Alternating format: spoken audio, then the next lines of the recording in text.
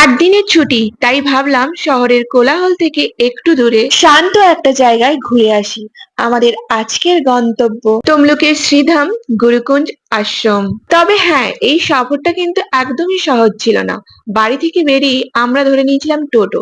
প্রথমে ভেবেছিলাম টোটো করে চলে যাব নিমতৌড়ি, দেন ওখান থেকে টোটো করে চলে যাব হসপিটাল মোড়, ওখান থেকে চলে আসবো আস্তারা আশ্রম মোড়। বাট রাস্তাতে হলো প্ল্যান চেঞ্জ।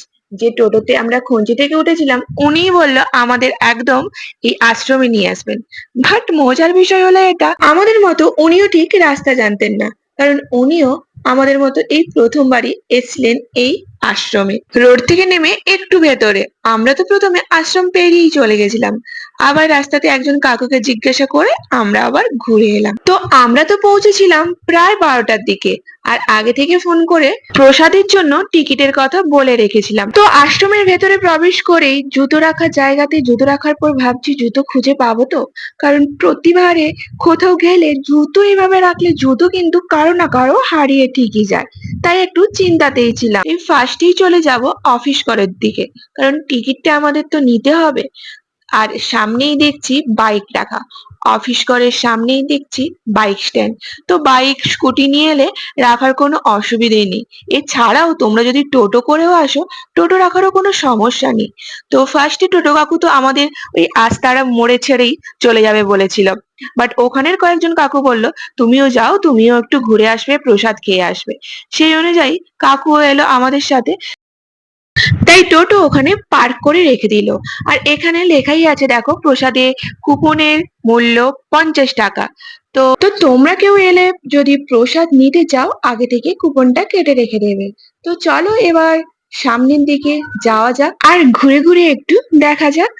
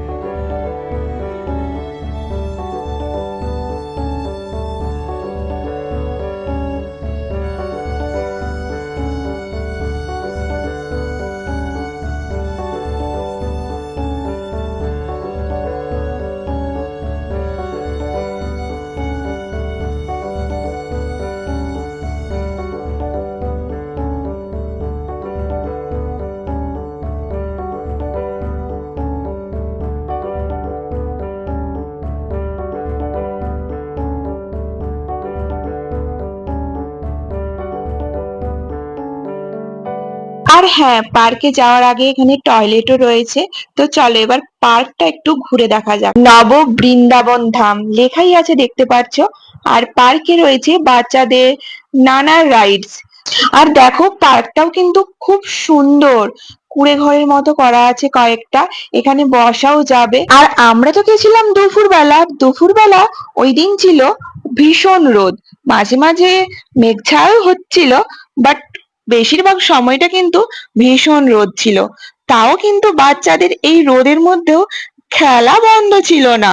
সবাই দেখো কি সুন্দর দোলনাতে দুলছে, খেলছে, ছোটাছুটি করছে, বেশ ভালোই লাগছে। তোমরা যদি নিজেদের পরিবারের সাথে আসো, বাচ্চাদের নিয়ে আসো, বেশ বাচ্চারা ভালো আনন্দ করতে পারবে। আর এই দেখো স্লাইডও রয়েছে। আর এগুলো তো বাচ্চাদের খুবই আনন্দের জিনিস, তাই না বলো?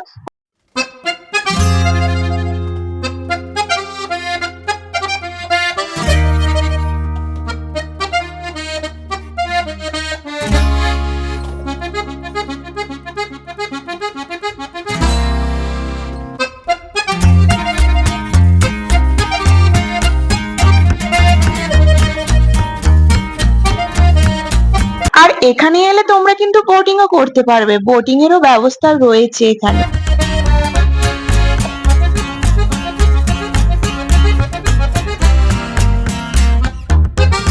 আর আমি তো এখানে মাসিমণিকে ভিডিও কল করেছিলাম, মাসিমণিকে জায়গাটা দেখানোর জন্য।